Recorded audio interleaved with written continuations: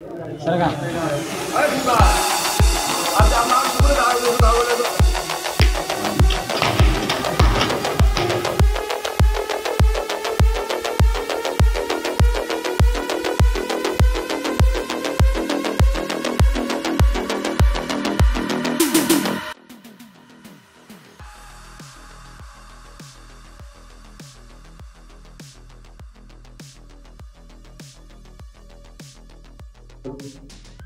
दारू सोडण्याच्या उपचारकरिता एका इसमाला मारहाण करण्याचा व्हिडिओ सोशल मीडियावर व्हायरल होतोय।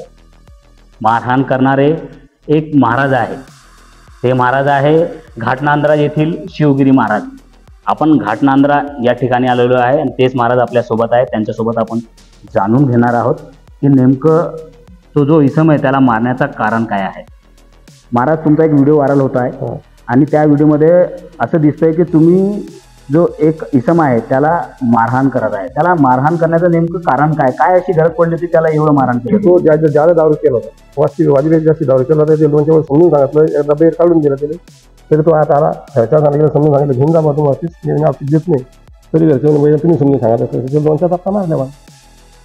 नाही, असं पण एक सोशल मीडियावर व्हायरल होतोय की तुम्ही जे दारू सोडणारे तुमच्याकडे जे भाविक भक्त आहेत त्यांना तुम्ही मारहाण करतात आणि मारल्यानंतर ते दारू सोडतात, हे सगळं खरं नाही। दारू मारून दारू सुटत नाही, मग लोकांना घरीच मारला असतो, त्याचं कसं नसतं आपल्याकडे।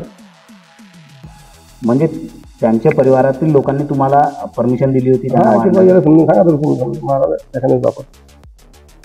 आता जर याच्यावर काही पोलिसांनी कारवाई केली तर मग तुम्ही काय करणार? हे सांगणार जे ऐकतं, हे सांगणार जे सांगणार त्याचं दारू पिऊन होता, दारू मला तर शहायला आहे, त्याच्या घरच्यांना सांगितलं की ते घरचे ऐकण्याचं काढून दिलं, तो आला त्याला मारले मी दोनच्या धक्का। नाही, पण तुम्हाला हे माहीत आहे का की मारहाण करणं चुकीचं आहे? नाही, 100% मारहाण करणं चुकीचं आहे।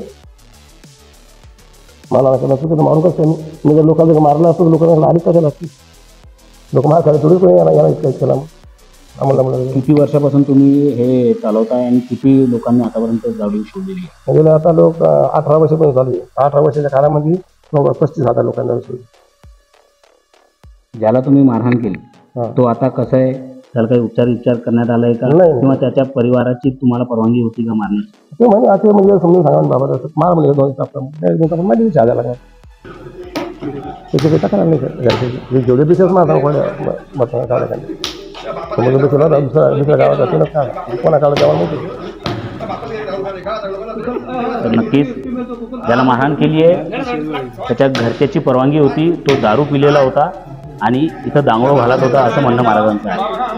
Wasim Shaikh, news state Maharashtra, Buldhana.